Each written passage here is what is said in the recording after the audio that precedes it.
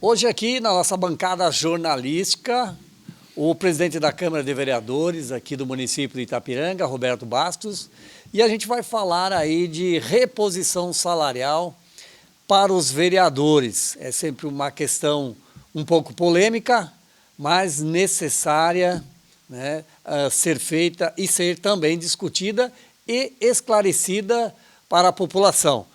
Roberto Bastos, é sempre reajuste, aumentos de salário, sempre na gestão pública é um pouco polêmico, mas tem que ser tratado também. Tudo bem, Ivar? Tudo bem a todos que nos acompanham aqui pela SATV, esse canal, que sempre me manteve a porta muito aberta também, desde que eu entrei nesse mundo político, né? Dizer que essa reposição, ela não é somente para os vereadores, né? Ela é para o vice-prefeito, prefeito e secretários. Tratando-se de reposição, até eu concordo quando alguns colegas falam que não é uma reposição, ele é uma fixação e é um aumento de salário nesse momento. Até porque na legislatura anterior foi cortado em 20% o salário dos vereadores, o salário também dos secretários, prefeito e vice-prefeito. Então, a gente não pode tratar isso como uma reposição. Isso eu concordo, quando alguns colegas vereadores colocam isso na casa, a gente está fixando os salários e está novamente aumentando. Repondo seria uma palavra mais leve, talvez, para o momento, para acalmar os ânimos, né? Assim, da população. Mas dizer que nada voltou a ser como era. Os salários voltaram a estar num patamar que eu acho que é merecido a quem está à frente do município tão pujante como o de Itapiranga. Roberto Bastos, acho que tem essa questão no governo anterior, veio em virtude um pouco do Covid, né, enfim, de outras causas aí, e essa comoção, né, que se tinha, enfim, cada um fazendo uma parcela diferente, aonde foi retirada ou diminuída, como queira, esse valor aí, que agora está sendo afixado de novo, né, na folha de pagamento. Mas dizer também, e falar um pouco aqui, né, Roberto, a questão da arrecadação do município, que sempre tem lastro para estar fazendo, supostamente, ou tomar essas medidas aí de aumento.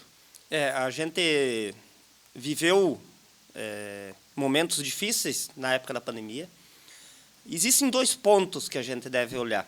Na época da pandemia, o setor, a gente já pertence um pouquinho mais ao setor agrícola, eu estou envolvido na questão de negócios, a parte de negócios sofreu muito, comércio cidade, a gente tem um comércio de carvão, estamos indo aí para outro empreendimento, mas dizer que esse sofreu muito. Eu participei desse momento onde sofreu demais na pandemia. O setor agrícola, ele tomou sim um susto também, até pela questão de industrialização dos produtos agrícolas. Aquela aglomeração de pessoas dentro da JBS, dentro das laticínios, então existia e não poderia parar. Nisso, o setor agrícola ele viveu momentos muito bons na questão de preços.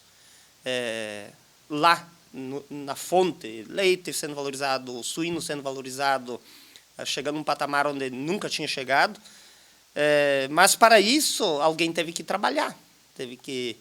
Então, foi um dos poucos comércios, assim, na época, que, sim, sofreu com questão de aumento de insumos, um monte de...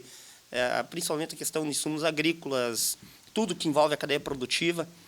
Mas ele sofreu menos do que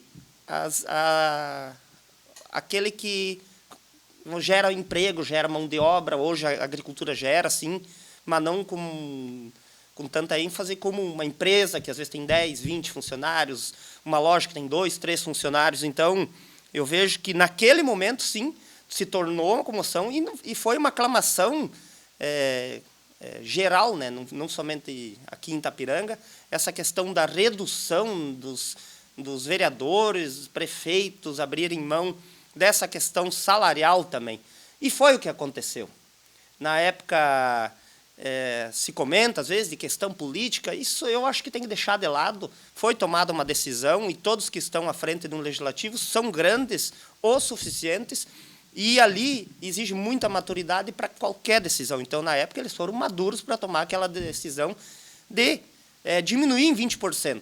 Eu não digo retirar, foi uma diminuição de salário para contribuir com aquele momento, talvez sobrando um pouquinho mais de recurso para ajudar.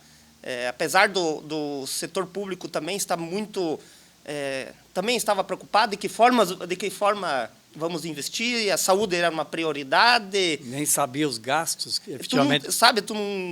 Todo mundo estava perdido.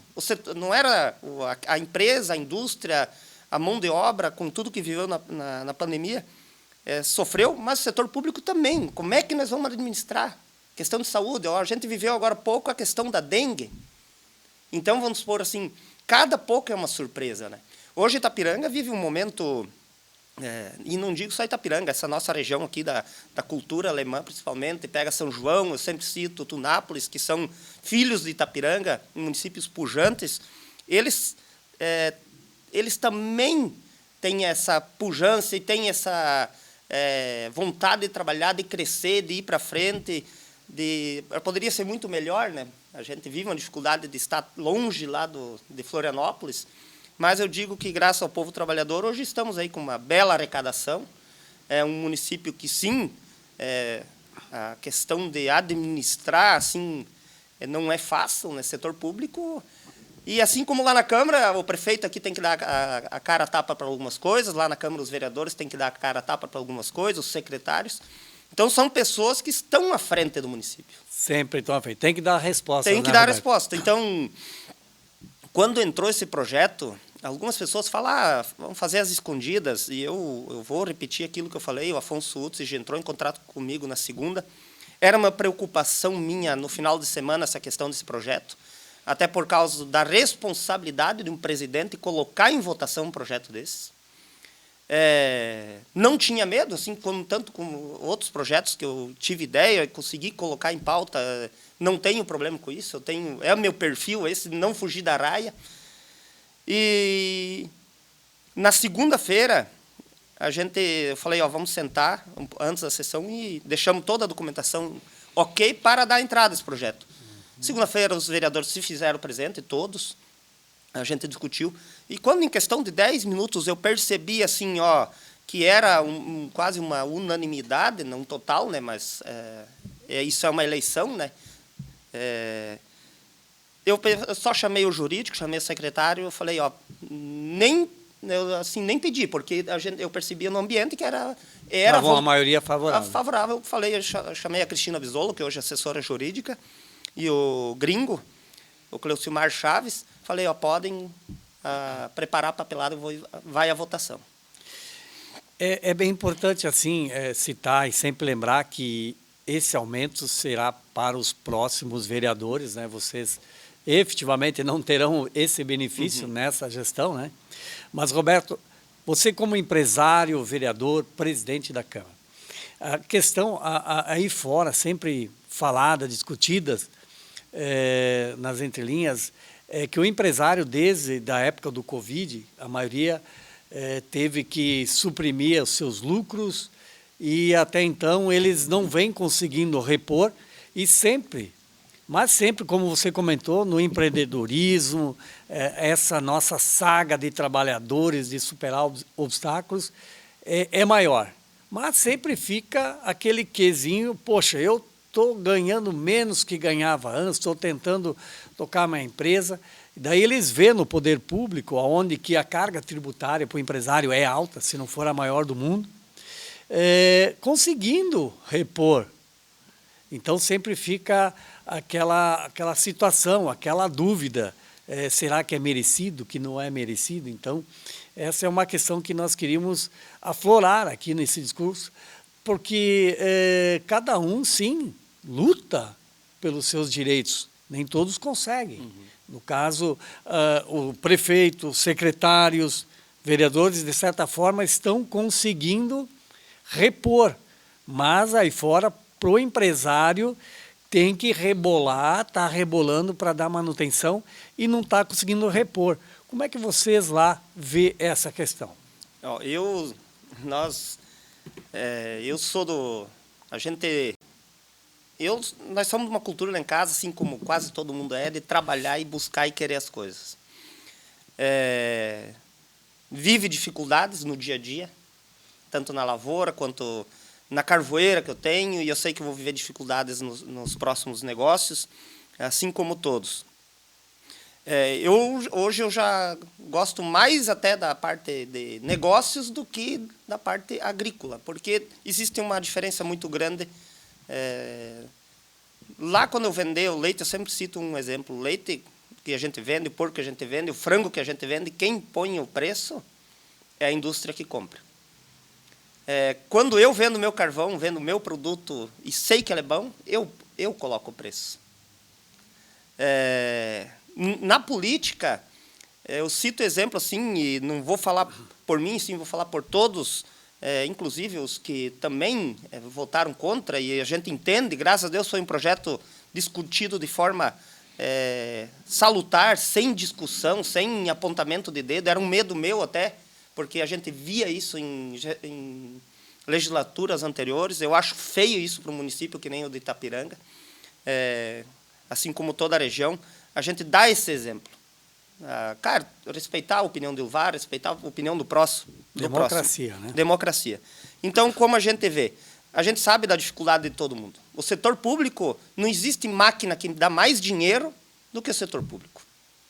Porque o dinheiro, está todo mundo trabalhando para sustentar nós, legisladores, está todo mundo trabalhando para sustentar a prefeitura, todo mundo trabalhando para sustentar o Estado, todo mundo para sustentar o Brasil, que é uma máquina... O Brasil é um país tão grande, eu falo, tão forte, que para quebrar já passou por tantas dificuldades que para quebrar não é fácil.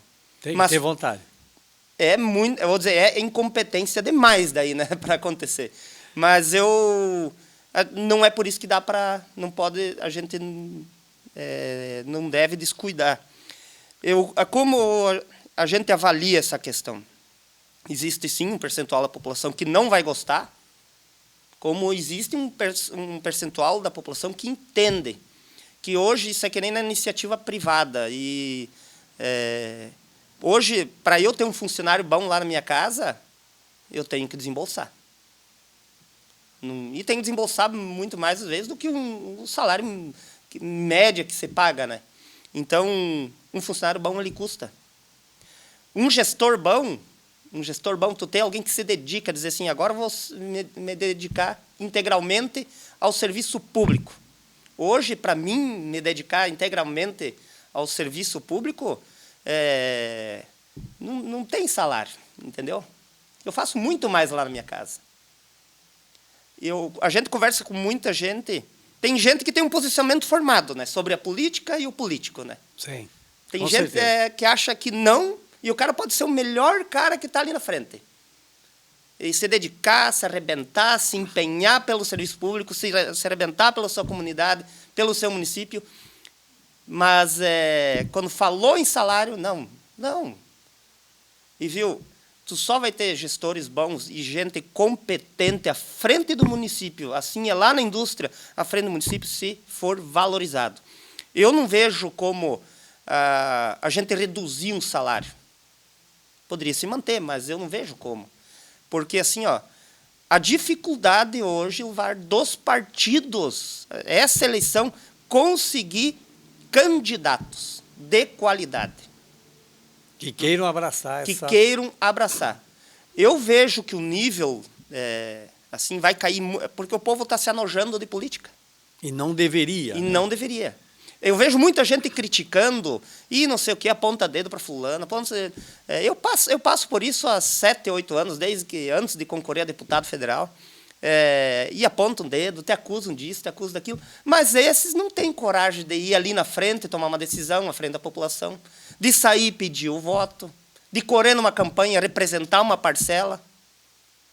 Então, tem que ter pessoas qualificadas. E essas pessoas qualificadas lá numa secretaria, lá até um vice-prefeito, lá na frente do município, sendo prefeito, lá na presidência da Câmara, lá naquelas cadeiras, eles também querem ser valorizados.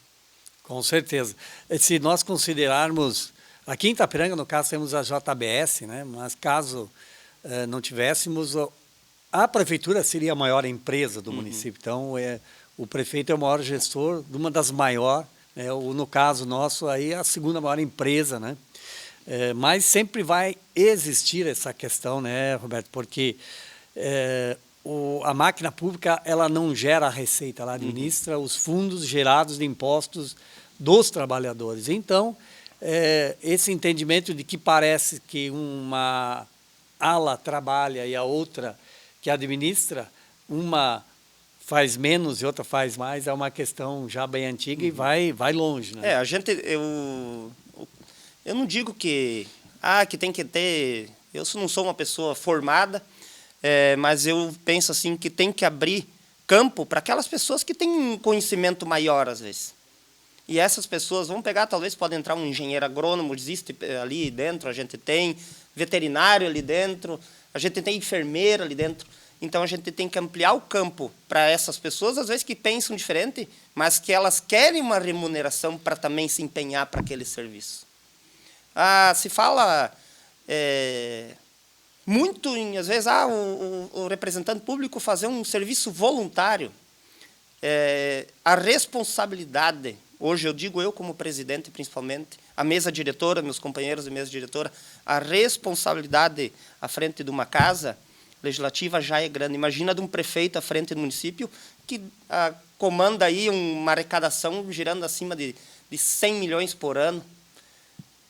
É muito grande. Então, vamos supor assim, tudo que nós fizer lá dentro, eu digo para a população hoje, tu pode ganhar, o vereador pode ganhar 10 mil reais, se fizer uma coisa errada. Se eu, como presidente, fizer uma coisa errada lá dentro, às vezes o salário não dá que chega. É penalizado. É penalizado. Então, o que acontece? Se nós, vamos supor, vamos dar um salário para cada vereador. Quem ia se dispor a bater cabeça por um salário? Que é o sonho de uma parte da população, né? Imagina fazer um serviço voluntário, correndo o risco de Ministério Público, correndo o risco de qualquer órgão hoje do Estado vir para cima e tu parar aí na frente de um juiz, ser condenado e quando vê, além de ter, às vezes, uma dívida eterna ali, então, para tu ter uma noção do que é isso ali, né? A gente sempre comenta que uma gestão fraudulenta, ela acontece ou deixa de acontecer em virtude de quem? Dos fiscais, que são os vereadores. Então, partindo dessa linha de pensamento, quem são os responsáveis para que o poder legislativo, né, atue de forma correta